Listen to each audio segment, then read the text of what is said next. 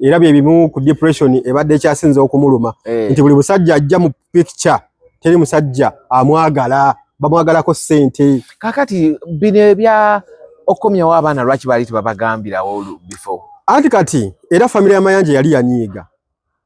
Oyitia. Yali yamunyiigira omukazi oyo ng'emugamba lwaki abaana obawa palaso? Omanyi family eyo tubaagala nnyo bwebadde eyitambula mu bulamu bwa Naalongo. Naalongo afiiridde mu bulumi. Okay, tuli ku Truth Media wamu ne Sula Flexible 256 yakomyewo ebyuma Flex Media 256. Flex Media 256 ebyuma yabikomezaawo yabinyuludde mu nnyanja byonna bitobye. Naye ekisinga obukulu mu byonna nti yakoze eki? Yakomyewo. Okay. Tuli ku Landstar tukoledde today we tutudde mpola tugenda kuba tutambula mpola tukyali mu kiyongobero ebintu bingi ebintu biri mu kwapeninga abantu bafa eri Moses Ali yamenya omutto ate no Magi naye amenya omutto mama wa mchalo Nabitaka omuyimbi wa Kadonkamu ne nawulidde naye yamenya omutto Headmaster Deo ono wa Wesomero lino lya gwaka abana yagumenya luli bamuzika leero enyumba yali yakakisulamu emyezi 3 nange yakamaliza akayumba yali yakasuzeemu emyezi 3 naye n'amenya omutto kale so gundi gye tuli mu situation ya mutto ku mutto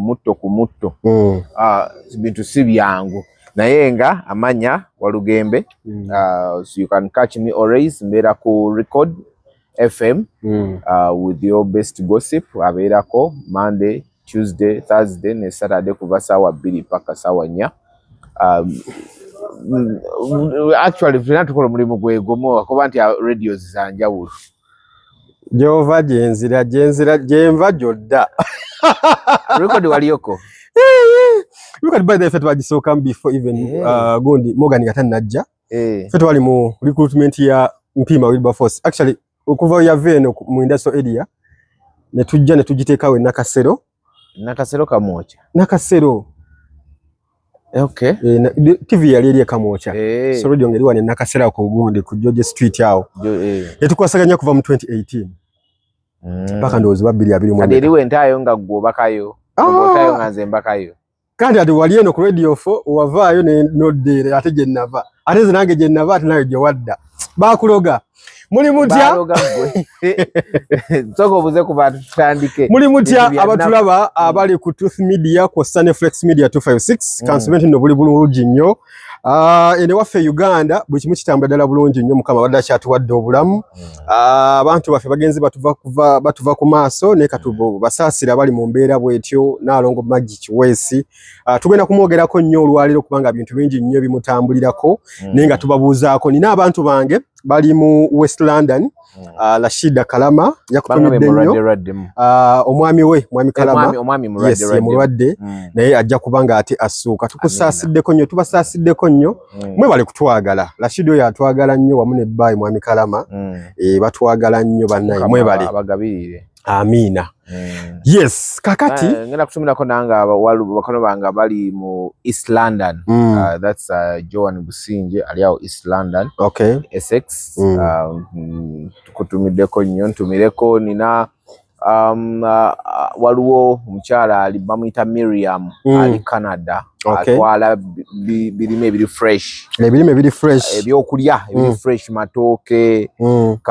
muwogo lumonde balugu gonja balugu bugga nakati aina points nyingi nnyo mu Canada abitwala na Uganda nobanga olya kamere kake waka abijja mu East Africa actually ugali ebyo bintu bingi nnyo bamuyita Miriam company bagiyita Smart Access aliawo kumpi nnyo ngena mwebaza yakoze mu Devicom omulimo amuwa sente z'ebipande batayi webale watukoledde omulimo kubanga owa Devicom obero tuwadde ko nga ffe erije tukolera mu mbozi mu kati ate wenyini wetukolera wenyini wagenda otwala awo watwala ayagala kujjayo gundi ani wano gundi Kasimu ajja mujjayo so kati awo watwa ate wenyini wetutuula tukola emboozi Devicom yatwalawo so ngenda batumirako nenda tumirako gayi wange ali Italy bamuyita Wumaru ona ali mu kunsomesa Italy Italiano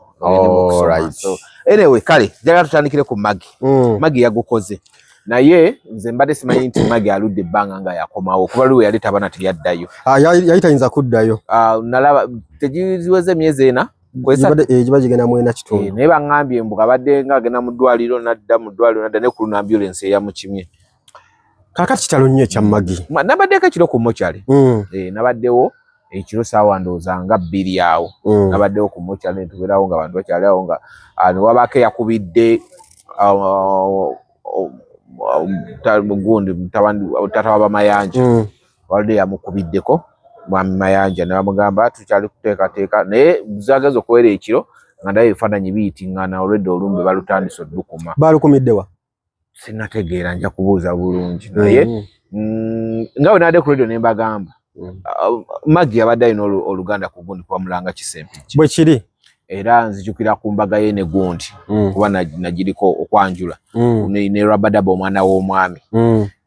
Twali kubayita ababiri n'oyingireyo munda. Yamuwa ekirabo ndoza kyali kya milioni 10 mu bbaasa nga omukolo guwedde n'amuga omanyi omuntu okujja omukolo ogujja oba tolina guwedde oba tolinaamu n'amugamba ebbaasa yino ng'ezimbye eti nga mulimu akatetembe. Mbwali bameka bwe kizike. Era ko tolinga milioni 10. Era ko yatutoolera n'atuwa. Bambi. Anti baluganda taata we muganda wa taata we. Yes. Era ne namere namulabyeyo ekiro mu lumbe. Nga naye atuuse nalabye olumbe lwabadde wa Sandra Teta. Nendo zabalaka balutadde watu balutadde kuba badde bakyakubaganya empaka empawa. Baluteeke wa maama waali baluteeke wakawa Maggie wabadde asula oba baluteeke wa abadde asula mu apartment. Waliwe bakolera omukolo ene Katabi. All right. So kakati nalabye abantu bangi bapalaso bikijukira abaana bakabagamba recently nti ne taata yamenya omutto bo bakuze bamanyi gundi ankopye. Ekyo nze nakirabyemu enkola ey'obunafu. Tutandikiraawo. Maggie yafudde naye Maggie wafiiridde afudde n'obusungu. Afudde n'obusungu kubanga tebamwagalangako. Baani? Abasajja bonna be yali alowooza nti bamwagala tebamwagalangako. Nzijjukira mu mwaka gwali gwa 2012 abantu abasinga bamu tebaaliwo bamu baali obawa yafunako ko omusajja eyasooka n'amuzaalamu abalongo okuli yabuuka. Katona abuuka n'asigaza Waswa. Then mu mwaka gwa tebe yatambula bulungi.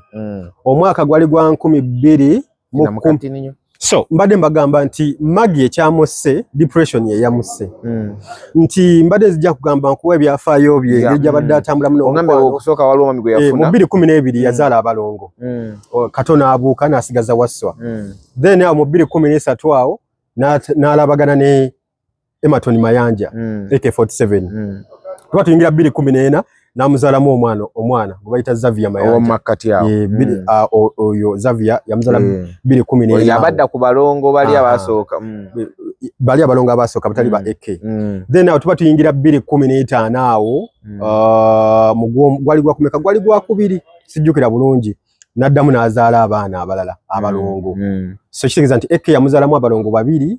Abalongo kuvukosa abalongo abera babiri then ne Xavier yazala peya za abalongo babiri okuli yasooka n'azaala omwana then n'azaala peya ey'okubiri. Kitegeeza kati alinawo abaana bayinza okuba bali baana naye nawulira Rabadaba oyo bane yamuzaalamu sisuubira Skyler wani anyway simanyi bulungi naye so kwa Rabadaba oyingira UK bwati Rabadaba yalina ebizibu bye engumi yatandikirawo Rabadaba yalina ebizibu bye so nalongo bwati ajja ayingira mu mukwano bwe gutyo nenga abekuga nti abasajja eyo kuva mu mwaka gwa 2012 teri yali amwagaddeko ne ekete yamwagala ate ngamuzala mabana kakati anti nze waliwo abakazi abayina n'abaana ow'ekisa nga ye omwagala ye olubuto tekimutwalira myezi mukanga tannakuzaalira okitegeera omukanga mu bukanzi bwodi n'azaala kyovula nti olwa gulunedi oyinza okuba yafuna miscarriage nenga nako kagulunedi kali kamukubya olubuto nzijukira mu 2017 ulese yaba pani n'enswaze ne ssente Yalibega ati yali yusende yalazi Uganda. Anti kati esente so yazimubire eringa akanye no kusayininga contract. Bamuwa sente nga ino kusayininga contract na atagisayininga. Na ye wano bamutikka enswa ne pani okuva e Kampala n'abibba. Anti kati yabituusa. Anti kati Gulunedi taata we ye Big Eye. Mu bintu ebimu ye Godfather we. Ate yabba abakoloni. Aha. Kati Big Eye engedi yabba amakoloni g'abaana ba Donizera. Kati namulabye okumukyale. Yabadde alina okubeerawo. Kati then Big Eye manyi Big Eye yali yakulira wa Big gundi Gulunedi yakulira wa Big Eye. Era yamuwaga amannya aga Gulunedi official. Okay. Yes, kati ndowooza alabye ddala nga Godfather ye yakola ekyokwata amakoloni. Naye n'agamba kabenswa. Kati ago simawulire. So Nalongo yatambulira nnyo mu life bwetyo nga abasajja yabeesibako. Bonna abasajja okuva ku oli yasooka gwe sagala kwogera ku gazalamu abalongo. Then ne tujja ku Emerton Mayanja AK47, ne tujja ku Gulunedi, ne tujja ku Seguya Faizo, Rabadabo omukyamu. Then nona asembyeyo. Like abaddewo. Abaddewo n'omusajja era essegu kwawo. Naye sagala kumwogera kubanga ebintu bana bayagala bana mulaga mawulire leero tayinza kubaayo kubanga babadde bamuwasa buwasa. Ani oyo aliwo abadda obo kitega kye kugamba kale bagamba mufute tumwogerako kibi naye ani kati nze kye kizibu kye nina ati ebintu byogeranga we biri ono abadde muvubuka nnyo era nga Gulunedi style. Nga bakaleta bulesi ne banga lyonna abadde mu bavubukeera. Era Nalongo naye ye ebintu bye bya vibe. Vibe wekwata nga na omuntu yasinga okumusumbu wandoza yali Gulunedi. Gulunedi anti ye yali macha babayita bata bana abaana bajagujagu. Ate kaali kato by then kakyalina excitement okitegera tekalaba ku mukazi Mungereza. Kati ng'ebintu emujjasa ali excited mu nkola bwetyo. Ne kati jagenze akaddiira ate jagenze yeyombekera. Ani Gulunedi kyola kati era wiki nako ngabbi naye bamuwasize Tanzania. Tujjagala tuka so Nalongo Maggie Chiwesi wafiiridde mbadde mbagamba nti afudde depression. Bino babalimba limba asimanyi alwadde alusa asimanyi omusujja n'omusujja nafuna complications. Yes, yabadde mu depression kubanga ebintu byatadde mu basajja singa sente zazigattagatta bada asobola okugula apartment ye Muyenga. Okuva mu eke in fact okuva mu ole wa 2012 singa tutubala kati sente singa ina apartment ereta sente ezo kubange kwetwa milioni nga 13 buli mwezi. Sente zatadde mu basajja okuva mu 2012 sente zokazi zatwala mu eke yayitagenda nga ko Bungereza. Namubalira ebipapula awo namutwala. Ate in fact yatwala na yekka. Yatwala ne bantu byali awangala nabe eyo mu gundi mutimu no silipu. Mu nkola bwetyo kubanga yali ayagala nnyo bambi okwo emikwano. So Nalongo bamuzaala yasomera wali Nabbingo jjajjabe. In fact wabe balina ku sente. Balina. Kubanga taata we muganda wa Bamulanga Kisempijja. Kitegeza bannamere Justin baganda be. Era mama we bamuyita Connie Oprah.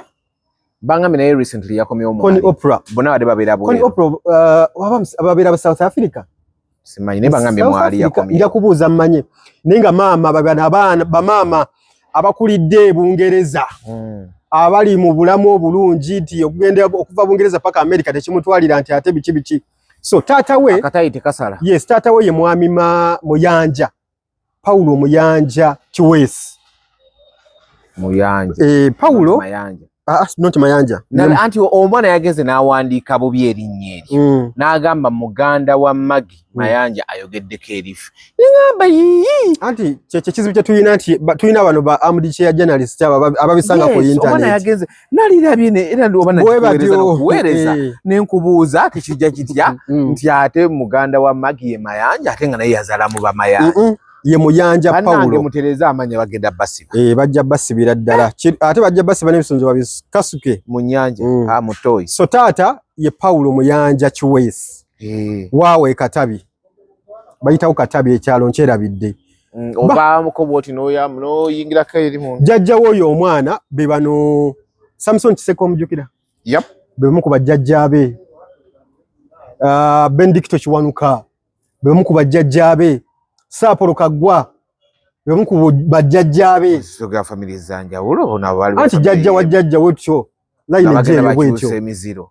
tebakyusa jjajja kusaidia Samson ya mama ne kusaidia tata bona babira bajjajja kale so olunyiriri bwe lutyo nti mwana oyo bambi takulirangako munnako kyovola nti yayagala nnyo abantu abamwagala ebyaddala naye agenza okuva mu bulamu bw'ensi nga tafunye musajja amwagala tafunye yadde empeke tafunye mu yo wadde empeke y'omukwano era ekintu ekisinza okumwononera obulamu n'okutuuka nti adde Uganda afiire Uganda depression nti yatuuka eri gyali gyabadde eyo e Bungereza nga alaba nga Seguya Faizo Seguya mutunze ebintu bingi by the way Nalongo oyo Nalongo yali yekoledde ebintu byawo mu 2018 omwana w'omwami yalina ennyumba ze yalina abo apartment bwe yalina ebintu poloti bwe n'abutunda n'ayanjula Labadaba omwana w'omwami Seguya Faizo Seguya no Faizo yali asula wano olaba ng'ogenda otuuka ku kidda ovudde eno waggulu ku shere munyonyo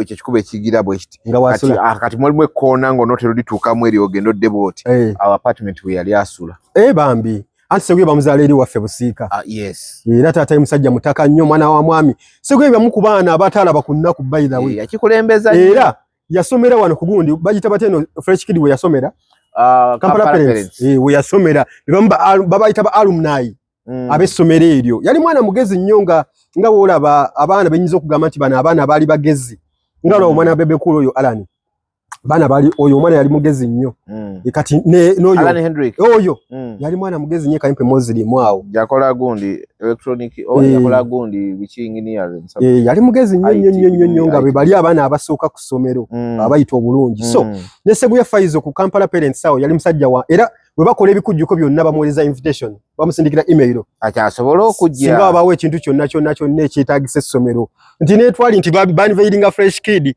bamuyita yajja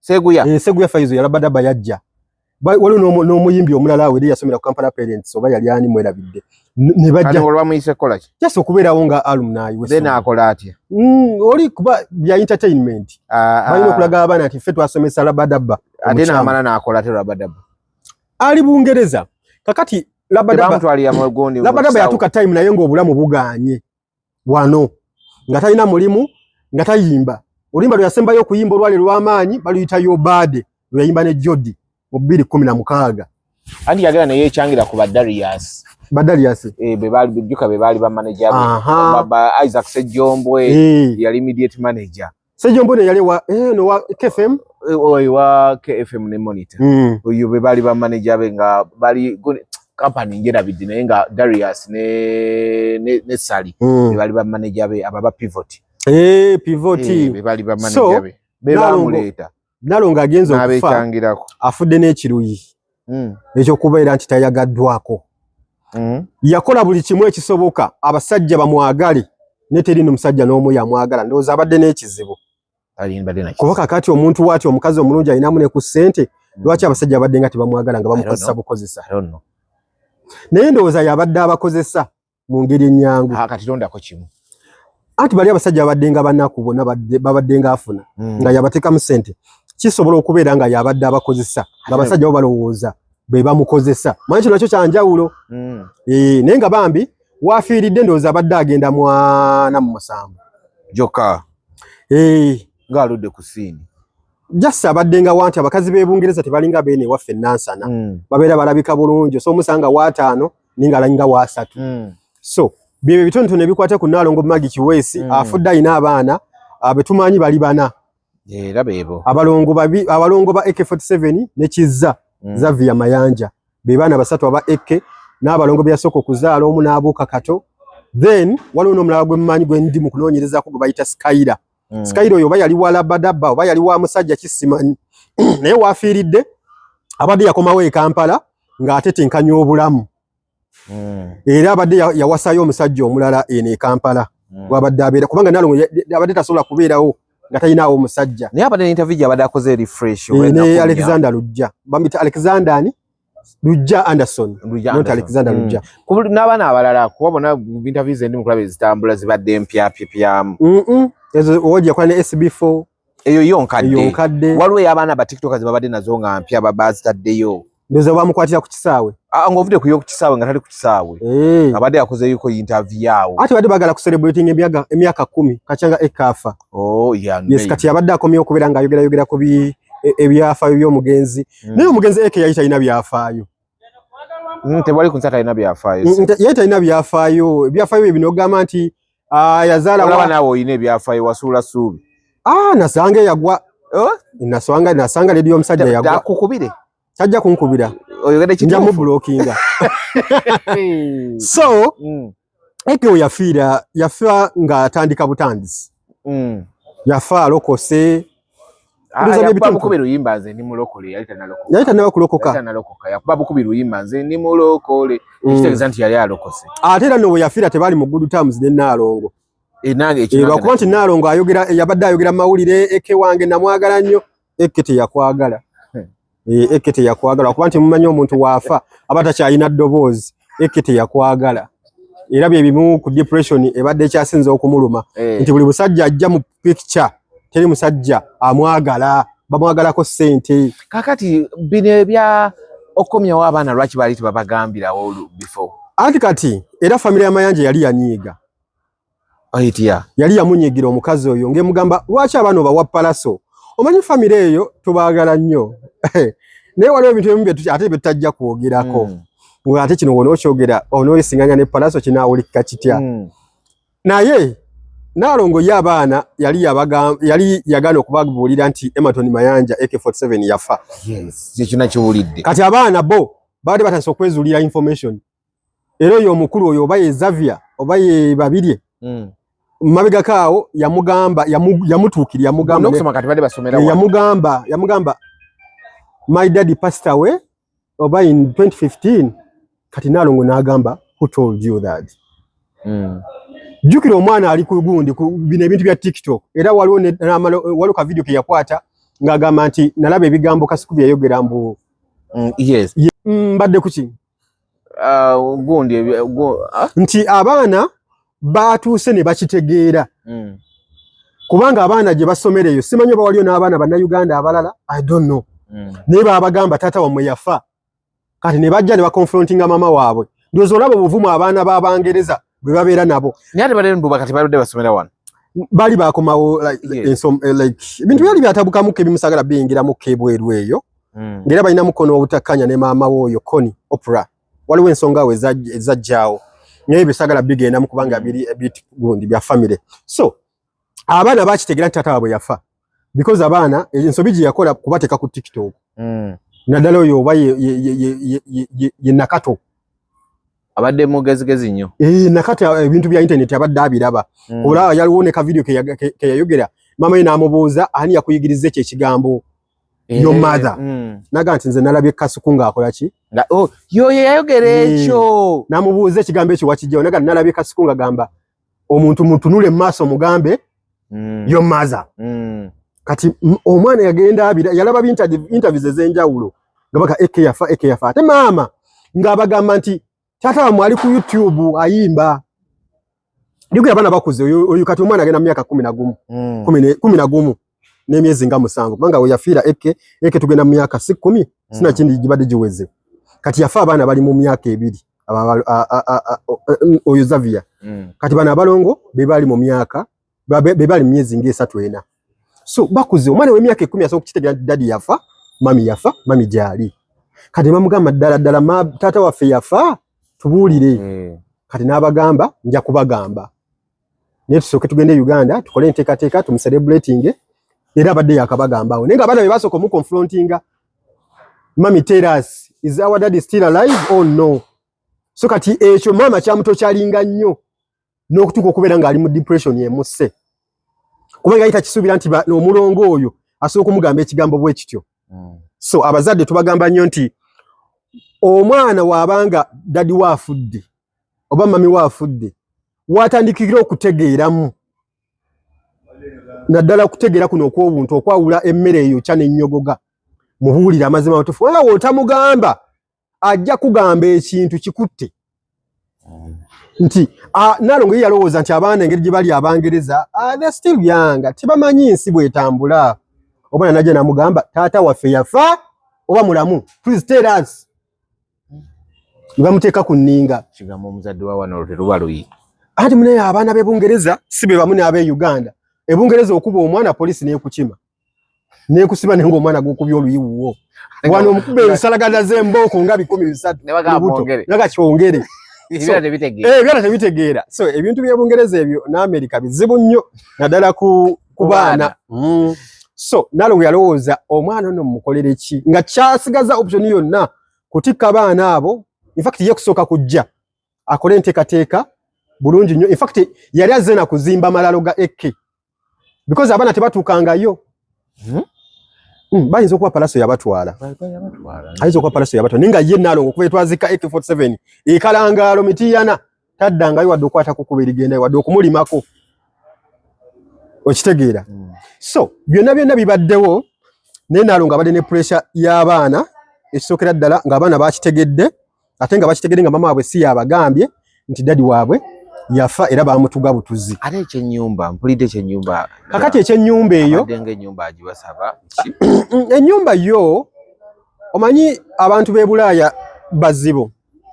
Ba family ya Chameleone bamugamba ennyumba gikozesi kubanga it's your house, ennyumba y'abaana. Nalongo n'agaana ogisulamu erimu omuzimu gwa AK. Bannaye mumwagala bintu byakuyita kungulu. Nalongo yali yagaana okusula mu nnyumba jukula yali yakyuyi kimu. AK yafiira mu 2015 nga kayumba katono nnyo small house. Nalongo n'agyongera n'agiggala oba n'agigaziyaako n'okugigaziya zijjukira mu 2016 ng'ayongedde okugizimba n'agiteze ennyumba ebadde awo. Kati Nalongo agambwa ennyumba erimu omuzimu ye tayinza gibeeramu. Kati abamayanja bamugamba lwaki abaana tobaleeta ne musulako mu nnyumba ne basulako mu nnyumba y'abakitaabwe lwaki watwala wa palaso ye kitaabwe. Nalongo amugamba palaso ye kitaabwe ayogera ebintu tebimmuka. Ate okitegeera. So palaso ye yali yakkiriza okuzaala abaana kubanga bawere era baba bamuyita taata era babeera bamuyita taata kubanga baba bamuyita taata ebyaddala. Okitegeera. So enkola bwetu bwebadde eyitambula mu bulamu bwa Nalongo.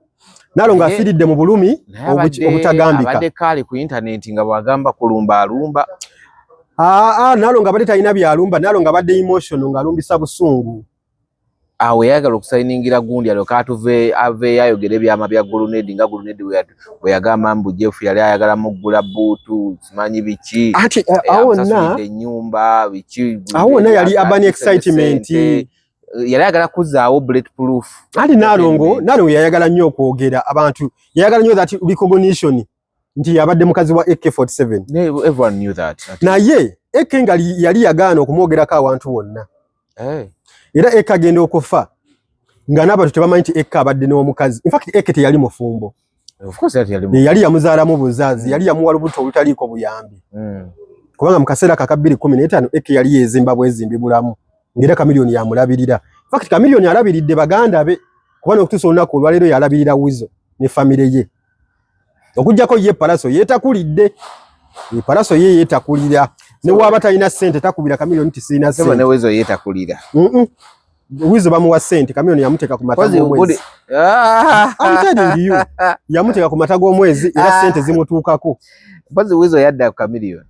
Simanyi ngeri gyebe palaso muto wa Wizo. Ate amufula omugenzi. Ye mukulu waawo. Ye mukulu ne kuddako Chameleone. Ndowooza. Then kuddako ani awo? Wizo. Then palaso naddako AK yali asembayo. Waliwo omuwala awera. Waliwo omuwala gwe bayita Florence Mayanja. Oba Florence ndowooza. So byebyo bitonotono ebikwata ku Nalongo Magi. Wajoga anti bye bitonotono yina ebirala bingi. Anti ebirala ebimu nnyinza okubyerekerera kubanga omuntu waafa tebamwogerako kibi. Yes naye nga we nkugambye nti Nalongo yayagala nnyo obutaala abantu bamutegeere nti yabadde namwandu. In fact newe yawasa Rabadaba yasigala akyafuna recognition y'okuba nti ye namwandu wa AK. Kikyovula nti wano we yafudde family ya Mayanja yadduse mangu ensa Mengo newe twale ku mukolo ogw'okwanjula era basigala bagamba Nalongo wa AK awasiza Rabadaba. Newe baamala n'atwala Rabadaba ebweru bagamba Nalongo w'omugezi AK atutte Rabadaba. Jukira kibale kimuluma nnyo okumuyita namwandu. Era afudde n'obusungu. Abantu nga bamusanga anti waliwo abantu betutagenda kujjako linnya lya namwandu. Ngani? nga gundi Hassan sanisha oli adatutwala tikatindigwa oyo naye namwandu lyamukwata okitegedde ekyo wakwati yese nnyomu agenda okufa nga tebali bonna naye era okwogerako okugyayo ekifaananyi ekigazi ogati namwandu wooli okitegedde ekyo kakati ate era waliwo ne namwandu omulala namwandu wa Eko erinnya eriri common ennyo mu namwandu waliwo namwandu awo omulala era ali mu bino ebyamawulire twamwogerako bayaliwa tugamba oyo namwandu naye tayagala kukiwulira nti namwandu tayagala kukiwulira nti namwandu naye eri abantu abetiisa amanya ga baba wadde nga bayawukana waliwo n'abayawukana naye nga amanya bagayina ngani kati nga Farida Ndawusi lirivaawo ate kati abo bo batta n'omukago bayawukana bato Farida tasobola kwawukana na Ndawusi bayawukana kati no Farida ayinza okuba yakoowa Ndawusi naye Ndawusi tamukoowa bambi Ndawusi alina wallahi billah Ndawusi takyawa nedda mukwano nedda tokikola nego manyi Ndawusi Farida byayitamu ne Ndawusi awo tebasobola kwekyawa beta oli ayina n'omukyala ewaka era ayina okuba nga ayina omukyala naye nga naye yamufuna okuba gwe neba ne Farida yakaliza Ndawusi ni banna Ndawusi oluzifuna bwati sije tubadde oba Ndawusi yategera oba Farida yategera ngati ati Ndawusi sekalala musasudde akasimu ngakakubirawo gundi naku bbiri bangambye Sonia yamuwasizza ati promoter we UK ngate mu Tanzania si mulundi Mutizedi nga Laika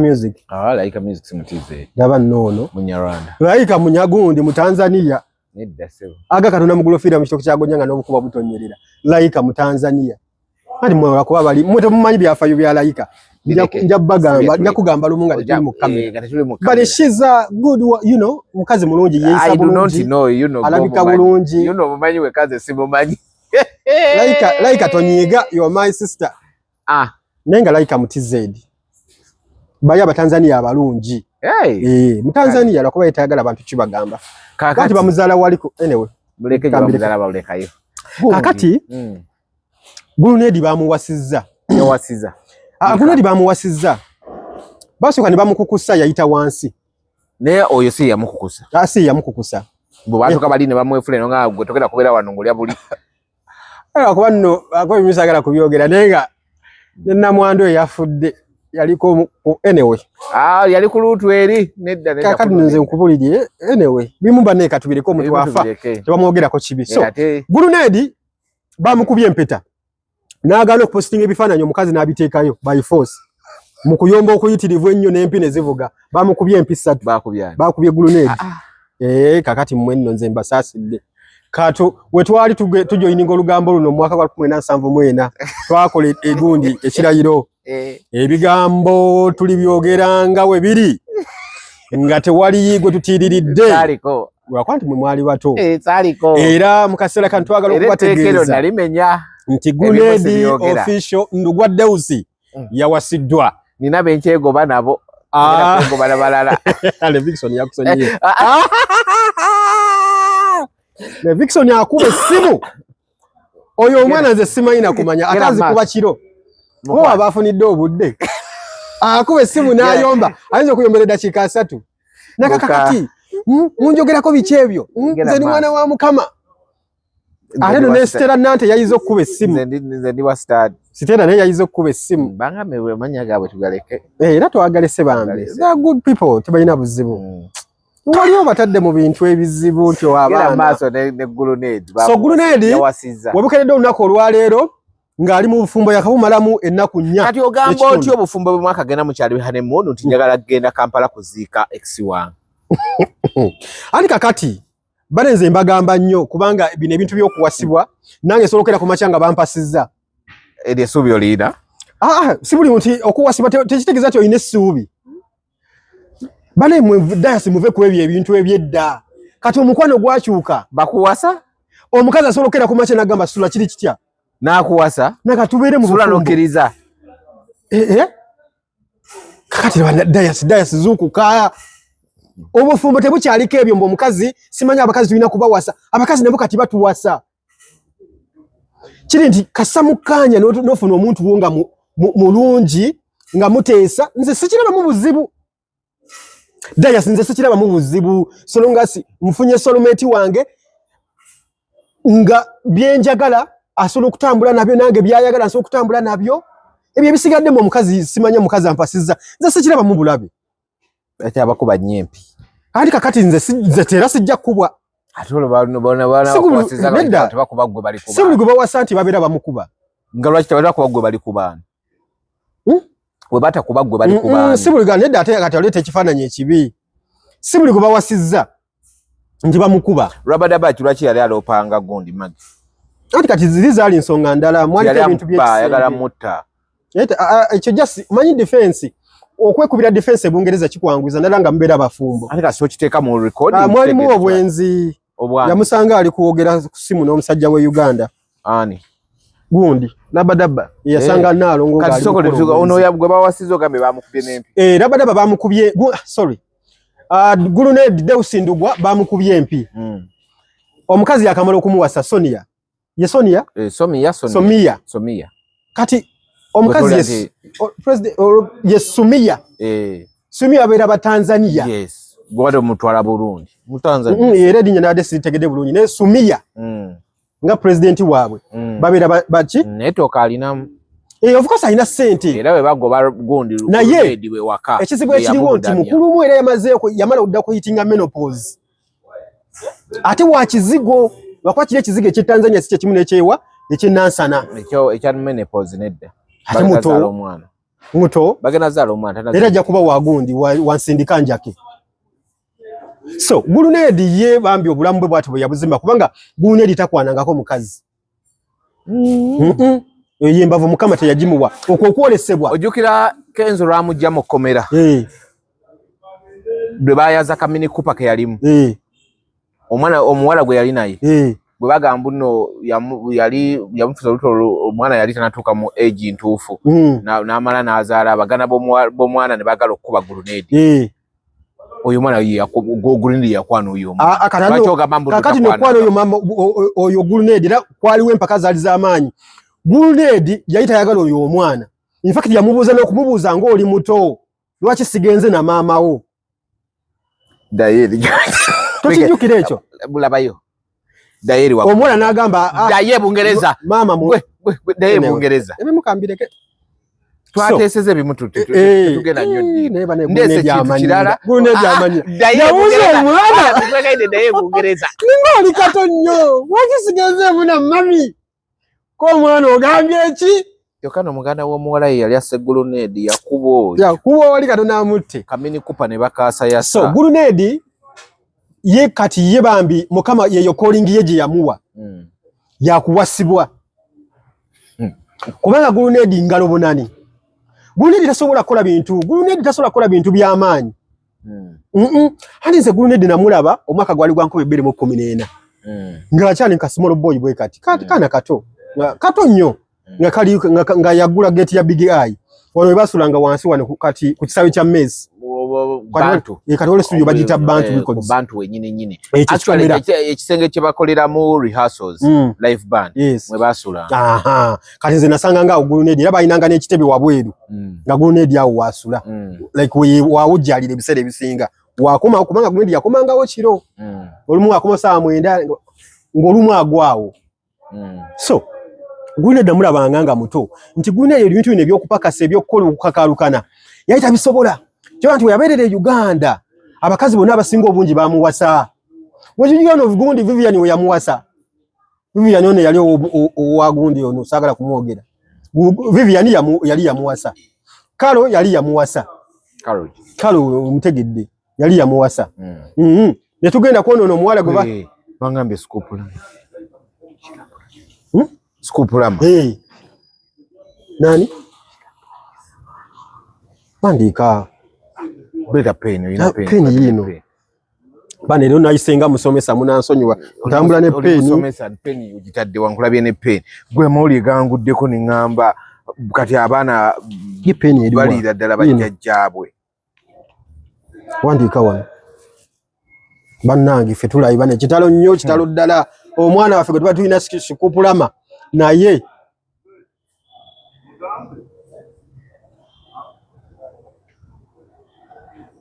Nina olinga wandise ebigere. Lupapula lulamba.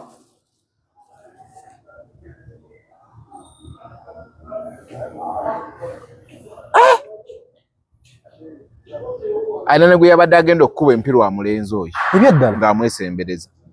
Naye akalye. Akalinze katika aloko no sikakulu nnyo. Kaliwa. Kano. Kano. Kakulu. Mama. Nolaba abakaddako. Nakalye kuba kati talina omusajja aliwo.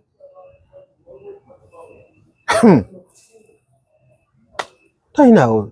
Oli mutabani we. Mutabani we? Actually alina kuba muzzukulu we. Mukulu nnyo, oyo mwana mukulu nnyo. Mama, wali omulabeko nga talina make-up. Kakali tata wa Black musajja ye yalagawa. Kwegayiridde. We wali kunegayirira. Tuddeyo waagu. Kwegayiridde. Tole mulugamba ffe. Natidde Scoopulama. Ne Scoopulama naye natidde Scoopulama. Byo byalina okukola kubanga musajja alabika bulungi. Bamuwase. Naye awo si walina obbeera. Nedda. Asookerawo ate bagulunedi basookereeyo. Nedda. Mutumanya kana kawala gulunedi kasookerako. Nedda nganye nedda buswali no sookera. Kati asookerewa. Oyo mwana ajja kugaga.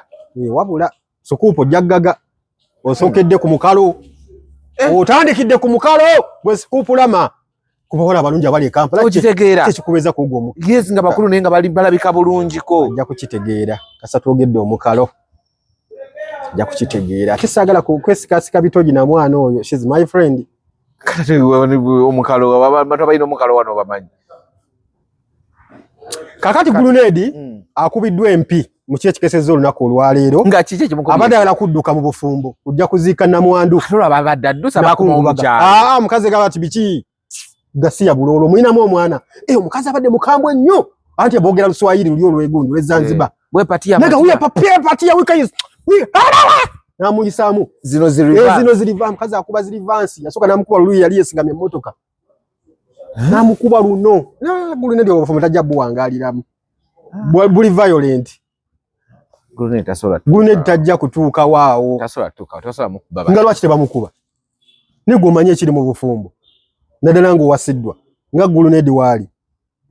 So, gulunedi abadde ayagala kudduka mu bufumbo ajja aziike namwandu. Abadduse. Abatadduse. Ate kati alina kaki passport bagimuwambako. Kati abadde ayagala kuyita wansi. Omukolo gwabadde London gwabadde Tanzania. Eno Tanzania abadde balina kusayininga nga olaba onajja ku gundi. Nebaze. Ofumbo bwa DC. Kati bamuleese ku kikondo yajjidde ku muguwa. Ne basayininga buno gundi buno obufumbo bwaffe buno bwa NIRA. Kati ne NIRA gye eryewa ne Tanzania. Kati owabayita ba customary marriage. Ndowooza. Kati ne bajja badde balina okubeera babiri. Naye nga bakoze endagaano topostinga ekifaananyi. Ng'ani akozesezza endagaano? Yeye wasizza alyo kakola endagaano. Naye obusajja bakugamba naawe baako byoyogera. So mune gulunedi nga bamuwasa nga bamugamba topostinga ebifaananyi. Omukazi yamusabye apostinga ebifaananyi ku Instagram. Ogulunedi ntayi akatale kaba kafa. Ko omukazi omanyira. Katola bamutwala. N'amusikaninga face word ekiro nga yeebase. Password nevaamu. Efaananyi gundi ne yabadde nawe mu gundi. Babikubisa era mukazi gwa bakazi bateekako amateeka. Babikubisa simu ya gulunedi. Eyo omukazi yali eweddeko omuliro. Kati bakuba ebifaananyi. Gulunedi bamugamba teekayo ku Instagram. Please inform people nti ontutte nze wo umulidde ku nze. Balekera okutawaanya n'okuntawaanya. Ko libukaleka gwe bakobale. Gulunedi kale. I'll see what to do. See what to do? Ko mukazi what to do? Ku sente yange. Yamugeze yeebase. Ate bangaye mukazi promoter. Mutegesi wa bivulo eyo gundi. So nadire simu password ati ya face. Yamusikaninga face password neva omukazi ne yeebase. Ate madema nga amazo gawagazibiri. Omukazi bagazigira bwati. Naisake simu. Kuinga process. Ngulo no mukazi afachi. Yamusose muwa bwenge buno kuba butemba tolino tobichi. Sipira doni. Nanywa. Good spirado. Yo spirado. Nanywa navaako ne babikula amaaso badi bayisake simu. Omukazi gwendi yagenze okuzuka ku macha. Ubazi kusesa wanganya ndakika 3 ng'olwedde comment ziri konguzi wano fumba mwana wange fumba kongula kuguna edi biki bino yagenze okuteekayo nga pege kisizirumye kadali nazimba omutima nga ne wono zimba omutima wano tova wazze kufumba kati kyekiri mu bamaze banga ki bamaze emyaka gibadde gigenda kuwera 2 Gulunedi amaze banga ki bavudde wa ate Gulunedi abadde ng'agenda nga bemetingira gundi ate bangambye abamutwala balala Gulunedi anti atundanga keke eyo kya Gulunedi mu basajja be Uganda olaba nti no bakamiliyoni bali bamaanyi ng'ense batya niti baatuukako ku ssalya Gulunedi ate no bakenzo abo balala tebetundako nga Gulunedi we yeetunze azini okwetunda so kwetunda tikuyimira ku street kituufu naye ate okwekolera market abanyaga togasula motyo togasasanya gatya ngani don't malaga sasanya manyaga abantu oti anti olaba time yatukako nga Kenzo kyekimu kye tuyine Kampala wano mu 2016 awo Kenzo ngomukwata awo atakuwadde awo bonna balema we bajjira we bamwagalira nga Kenzo kyekimu kye Kampala bamuwasizza kakati Gulunedi bamumala okumuwasa atekawo embeera mu naye aleeta obukwakulizo suloli wakutangira nnyo nti atekawo obukwakulizo nti njagala ekyenkyanga kuliko blue band ne peanut butter simanyi babita peanut butter ko mukazi nani amwagala Gulunedi ate gwe bawasiza yasaba peanut butter anti awo obufumina era namugambye namukubidde essimu nga teyitamu nemuweleza message ku WhatsApp ne ma Gulunedi mu kaseera kano ofunye omuntu akwagala naye abadde atuse ku myaka jajja mweguminkirize tomukaka nnyo byatayina kubanga kisooka sente zakutaddemu mpitirivu okitegeera so genda ofumbe mwana munaku akajja obunaku kemanya senga simu yambadde sigikozesa bali na bapulingi ya kudobozi namusindikidde nwa Gulunedi fumba nga mubuulira nganze amulabyeko nga abakazi be Kampala bamukozesa nga bamusuulawo abameka abo hali kati tubale Kalo Vivian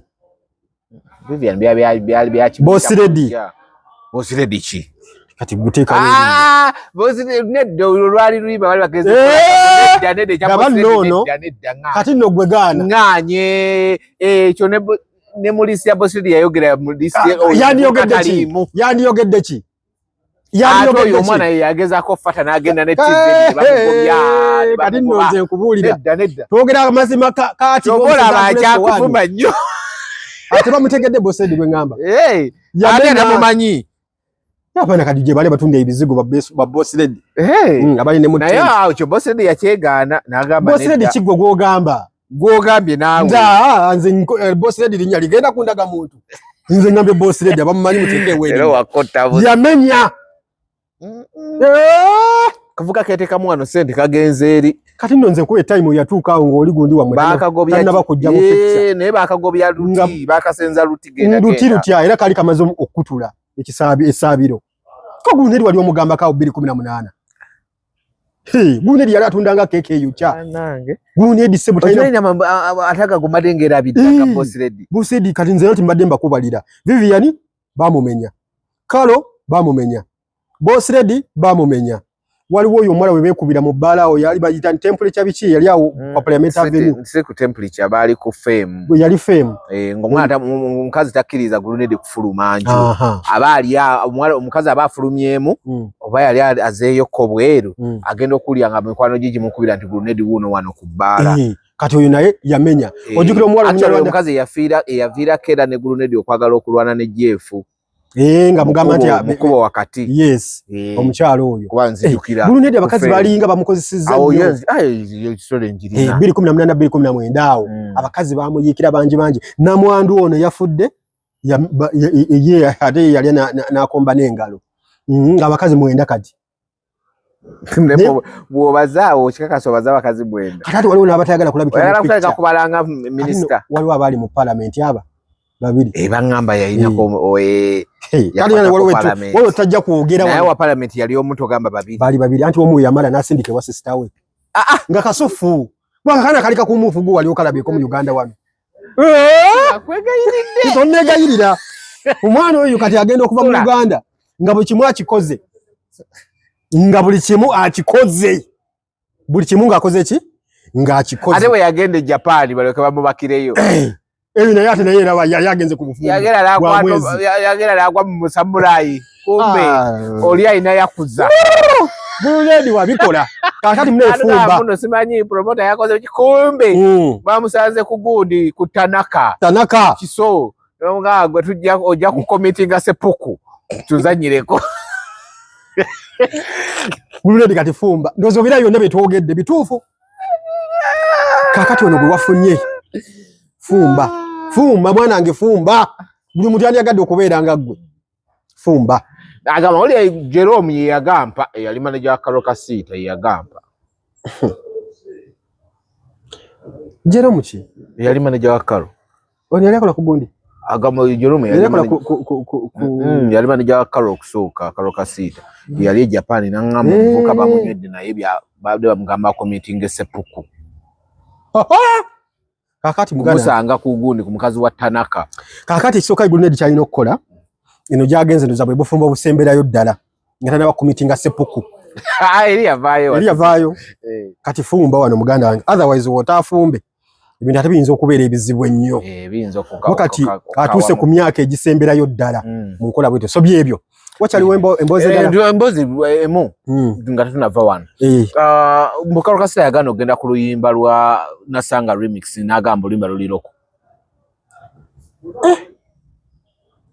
Luliso loko. Lusinga kubayaka. Okwayo loko. Mbu erangira kuyo Karoka City sokambulire. Ani yakyogedde? Gundi gwe yakyogera. Ani? Khalifa. Ne wa malo kyogera nagamba ne verse okumanya nti no ye bali bamwaga. Verse ya Winnie Nwaji yayimbye. Dr. Brain yagiwandika ngagiwandikidde Karoka City. Era ne Karoka City nani ne Dr. Brain yakiconfirms. Era ne mu kugiwandika ne Dr. Brain yayogedde nagamba yasoka nagiwandika oli namugamba n'ebintu byo panikide nga biri solo Kongole awandise in line of chi olimba lwa Nasanga. Okitegeera Mbwera ne bamuwandikira na maana naga biri loko. Na ye era yali yose nagigaana. It's a bogus collab. Kale nedda. Ekyo kiyina gyegenda kubatwala. Segmento omumanyi. Sindako naawe tusoke tumalize kino. Segmento omumanyi ekyo kimaze. Nedda tetuza kumala mu limba lw'omusajja kalogenda okukola ekyevulwa onze naawe. Teruyina kirugenda kumutwala. Bayimbi bameka bakoze wano collab. Nezifiira mugundi mufumbiro. Yaladdeko basita bonna. Basita bikiga. Abono babadde bamwetaaga babadde bagwa already. Kenzo yagwa. Kati nonze kuweke akenzo wange muleke tuyabadde abo bonna bagenze ku collab ndako abo bonna bagenze ku collab babadde bajeetaaga nnyo n'okusinga nga bagwa original version yesinga naawe bino bali mu boga bali mu kuvuya buvu eno remake of course remake tujisubira kwenkana go tebiyina gye bigenda kukola tebiyina era Khalifa wakoze bubi nnyo kono n'oluyimba lwo wali we yayinona ne katono namukola remix wali we yayinona Khalifa oyo nayo balinga ali mu omuzimu oyimba bulungi olimba lulungi obwadde ngalumu August tugenda kubera ku resort nga tuli mu Nasanga mu Gundi kiki wado yagala sente ba federation bakuweeyo wandigenze ne weewola bwe segment omumanyi mulaba ayimba nyimba z'abalokole segment esebo yamanyidde abantu teyamanyidde ale kali yadde akabira kinga yeetonda ale kali kye kizibu wana abaana kye bayina by the way ina concert ne concert yetegenda kubeera mu bantu lwaki anti namutegese muumba tutu ayagala mulwanya bulwanya ntalo nedda ati yakera kunkana agamba mbuno yeta sola kuyimba n'abasachula amagezi ge amagezi ge awo tegatuuka ngalinga agamba abalokola bayimba n'abasachula amagezi gabwe gali wansi kyokanga kyano gyali ayogerako y'abasachula eyamutegese wa sachula watadde si kyaki kakati abaana ba segment obasasira ekintu kimu bali mu competing ne AI ate AI yamugambye genda muwabira era tugenda kola show bbiri nze ngenda kuteeka ku Freedom City mukama oyina amaanyi AI kati nabo bagende gye banagenda ne Nobert we kati ekyo ngofa ki hali njala kumulaga ate talina kyali alekera okuzuliya abantu ate omulokole weetaaga nnyo sachula people be bakyasinza wagira ebivulu leave alone that kyamwoyo okolako n'ababi true ne kati bana abalokole betwala nga baganda ba Yesu bogus kasiga siya bulolo wachi mwetwalanga mwe baganda ba Yesu munze bannange sobola nakola muntu atali mulokole nze bannange sobola kutula ku ntebe n'omuntu atali mulokole kyokanga beyali atudde nabo si balokole okitegeera so you guys ebintu bino bigenda bakozesa ensobi tubatandika okubalabanga abatayigendako mu kirasi kituufu okukola n'omuntu atali mulokole kikujjako ki tewali In fact oyina nakola naye toyina nakola na balokole banno oyina nakola n'abantu abatali balokole osobola okubasumba badde eri Katonda ne Katonda akuwa emperaga amazima ne kati oyo nakyusizza generation ne kakati omaze okukola interview after 2 days ovuddeyo ng'ang'ala nga ina ayiika eminyira okitegeera ekisooka yasooka n'akola show bagitoba mukama bagitani mukama yakyadde ewange oba olulimba olwo yasooka okukola mbona rugira mama ye yajja mu concert yeka ne basista babiri olimba n'ebyuma ne bivaako nedda naye yennyini teyajja ku stage yalinga Gravity yakola embaga ya Isima Namina yabula Katonda alimo okujja ku stage yagala buwa wufa abajali yetaaga yaduka nejala abantu nabaga mujje ebiba bya Balamu tebibatuuka musembere wano ng'alinga abulira enjiri so ne segmento yavuga wali wetaaga kutwalira ezirala kuwa wufa kubantu bewafuna wali wetaaga mizindi ekyo no by the kyatwala omwana oyo mu depression naye ekibalamu kye yamugamba nakoze nansobye okuwa ebyuma byange bya Balamu marketing simanyi saawo ufayo mudiro yali eko wale wesaga omuntu ayimba emyaka 13 14 15 ne segment agenda kakasa segmento yo already yawedde segmento ensi yakumaze era woba oli mugezi gamba kubanga no batoza bagula sente mega yamuguze miliyoni ezi sula kakati nze kankugamba okumanyanga ebintu by'ensi bino bizibu ngoyogere bintu oyo omwana wabanga nobati yamuwadde miliyoni esuka 5 nebuuka namulabye ngagamba no segment inova mukine kivulunga yevuga nga avuge emotoka olaba Joseph Ngoma kati no kankugambe Joseph Ngoma Karizima ya before va kubine bya mchala Karizima wachimanyi gundi yali nobati oyo yali agala muwa miliyoni 10 obaza ali 5 ani Ngoma bali bagala muwa miliyoni 10 nobati amutegeke nagamba ntai hati tomanyi Ngoma abadde ayimbira mitwalo 2 Ngoma ina chachi wano ku stera kakati no kankugambe Ngoma tosula peni yo Ngoma abadde ayimbira mitwalo 10 ye Kasanda mitwalo 2 era oyo omwana oyo mukyalo oyo wa Karizima ngondi nabunjo bane mtumwebaze yamtaddemu miliyoni 2 nga mwaga nga naye ali skins tamanyi obo musajja nakola senti oyo Ngoma bizibu byayine ebizibu byabadde bimutambulirako tokimanyi omukazi yali yamuwasa Ngoma pastor ina church mva kwebyo kati kamkugambya ebintu ebikwatira dala ku Ngoma yali yakola concert yakola wano ku popopo nafuna abantu 9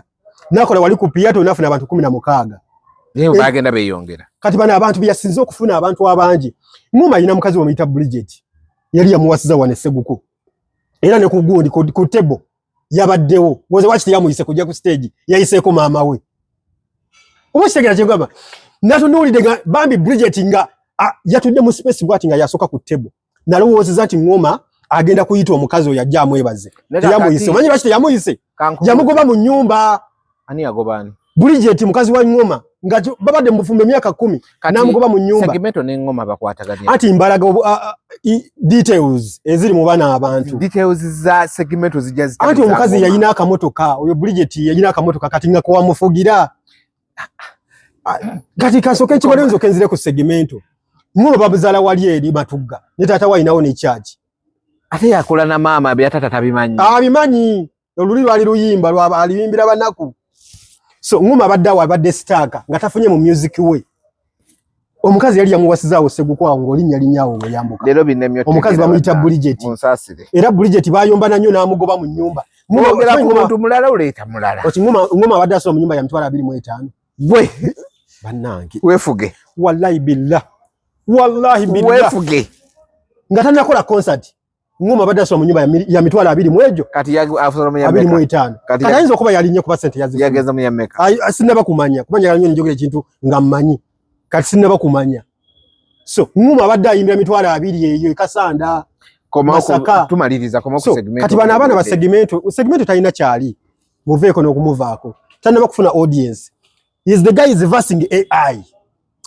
AI musinga abantu kyovula yajja okuyimba ku kya Ngoma abantu bamugoba mugamba vaayo no yateka mu nimba lwa AI lwe yayimbira kati mna kakitegeza teyekkiriza amuna kikyali munaku muzibu kasi ya bulolo muveeko oyo talina bulamu omanyira abantu b'ensi abantu b'ensi be babagaggawaza buza Levikson yamala emyaka emeka nga ayimba n'abalokole banne yafuna muki era lati era segmento yagabe mbu ya magezi tekatuka ku Levikson na gundi ne bugembe kati nayo abasinga kyabo Bugembe tayimba ne Bobi Wine ati ne tumubuuza segmento woli jamu chachi ku Sunday teri chachi era abantu ne batandika okujja kati bana abana ba segmento balina ekizibu kimu nti balokokedde mu bitooke tebamanyi njiri kyetegeeza tebamanyi bulokole okulokole ya mutoke kyekireyo nti abantu bazza balokole bazza bakubye ku Crusade ne mukuba haleluya mu bitoke haleluya wamma navaawo nalokokeraawo naye nafuuka omulokole talina musumba amusumbye amuyigiriza nti oba okola gundi public speaking oyogera otya kyobola nti Pastor Bugingo we mwebaliza akubuulira ekintu kyayagala otegere obulire ensi otegere nga yawadde predictions enfu abagero bya muntu kye kiba kuyita munyandigameze Katonda mutwogera yayita ajja kukyogera Pastor tali mu ebyo bintu ebyo bya gambolingi wa kati then abiveemu tadamunabyogera kijasi yakyogera ng'omuwagizi yakyogera ng'omuwagizi waki nze Pastor Bugingo mumuleke Pastor wange nze ndi musajja musiraamu naye omusajja oyo mwagala nnyo kubanga ayina lofit wakimanya abalokole bonna abasinga obungi omusajja asinza okubawagira kituufu akunga abantu ate nekenyini n'abayi n'agula tebo ne bano abagamba mugende tebagenda omunoonya mu concert teriiyo naye mu concert z'abalokole zonna zinakugobera zitazigenda gwe tobeera ate jukira endiga zigoberera abantu Pastor wange wabajja ali naffe tugende kati segmento addeyo alimu obutunde ekasanda talina kyagenda kukola talina era Mukama amusaasidde nnyo nesheeyo tegenda kubaayo namuwulira mu luyimba avumya abenansi mukono nansana eyo yonna sho tegenda kubaayo kubanga nze Nobati mumanyi Nobati tomumanyi simumanyi Nobati ye kasaala bange ebintu tebigenda kukola nga yeebulankanya ojja kutuuka ku kifunga mumanyi ng'omuntu ebibeyogerako besimumanyiiko gwegenda obuuzi genda omubuuzi ono omunyankole yava egundi erwamate oyo yayimba n'egundi nesindi mubuuzi oyo bamubuuze Reigi lwaki tebakyayogera mubuuze Emiri Kikazi lwaki tebakyayogera ku lunaku ng'ebuli ennaku bbiri n'agisazaamu bali bagenda giteekawo oba yali ku University Inn oba yali wano Kampala kati ya segment eyo Emiri Kikazi yali supervisor wange ya segment webangayo nebuuka tajja kubaayo era weneebaayo tajja susa abantu 3 kale wafunanga abantu tajja kubafuna era si babe ate waba atambula mu makyaki abo baba babe Levikison akyazunga mu makyaki ako mbwa anoonya abantu abo tebaba babe baba abasumba yagenda n'agikola embala n'ajjuza kati no Levikison buli wamu asobola okujjuzaawo kati segment abe yabadde ayingira awo wali obuzi alinga bugundi Bugembe takyalanga shows abo be yabadde ayingira omulalu bana mu bulokole mu bujja bwa mu buyigira bwa ku bitooke kiki mufanga mu kamera ngamba no bantu bamanyira no bamanyi mwano mu gospel music oyo Bugembe oyo asobola okuba ekikookolo n'otuka buli kyaki nga bagoba bugobi Bugembe ayizo mpisa tazirina anti woba omuwala ng'omulemeddemu kubanga balina access bibatwala obulokole kati mu Uganda bebalina abantu omuntu nze nabadde sikirabanga otuyingidde omwaka ogwo guwedde nateeka mu bifo bina byonna abantu nga bajjula simanyi Mary Church Nansana nateeka Kabulengwa nateeka wano ku gundi mu Kitoogo ewuwe chai ngugundi mu 31st mu bifo byali bisatu simanyi Mary Church eri church ye Kabulengwa nateeka n'awalala nateeka nawani ngundi wane Nansana bonna nga bajjudde n'abamu ne bafika tumanyi wali era si yasooka otegeka Serena emirundi ebiri ate nateeka tumanyi wali basenda Kitoogo wali eri emabega woti era nema wenejja naye kati bw'otayonoonera toba oba otambudde bulungi ng'omaliriza oyonoonyi